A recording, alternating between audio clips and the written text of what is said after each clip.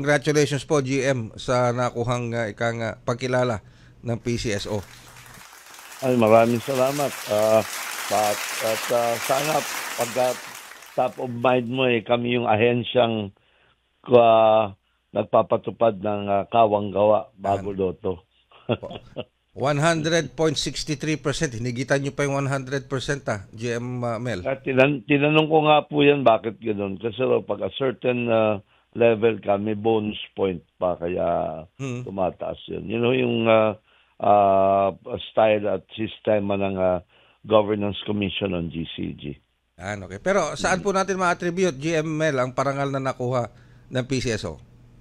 Well, sa magandang performance ng buong ahensya, no, mga kinatawan nito, mga tauhan nito, mga empleyado namin na-achieve naman namin lahat ng governance key performance indicators ng GCG. Kung para lang malaman ng mga kababayan, ang GCG ay nilikha ng isang batas upang i-supervise po yung mga government corporations katulad ng PCSO, yung mga negosyo po ng pamahalaan.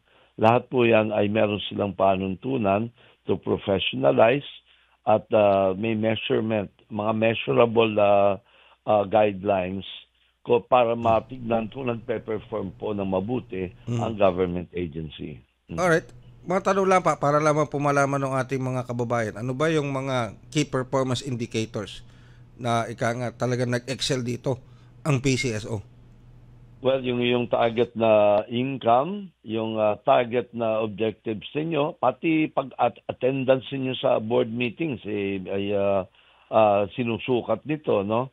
Ang iyong mga obligasyon, yung mga pabayarin ba ninyo, binabayaran niyo on time, pati yung ARTA, no? Yung anti-red tape standards ginagamit din po sa amin yan. At may bago pa nga sila yung sa environment, sustainability. Ganyan po yung mga key performance indicators. Alright, kasi itong parangal na po itong nakuha nyo is for I think 2024. Ano po? Opo. Okay. Pero sa tingin po nyo, how did PCSO perform ngayong taon na ito?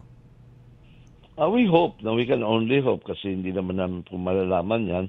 But we're trying our best. At saka kung modesty aside po, we were bottom dweller po ang PCSO when we arrived, no? Nasa 50 lang po kami mahigit nung dumating po tayo, nung tayo in-appoint ng 2022. Pero kahit na kalahati lang po ng 22 tayo pumasok, maiangat na po natin for the following year ng ang performance ng 2022 into 90. At second, nasa 92% po natin naiangat agad yan. Following year, nag-96, kaya naging most improved tayo. At the following year nga, last year, ay nakamit na nga po natin yung highest ranking na naibigay ng Governance Commission on GOCCs.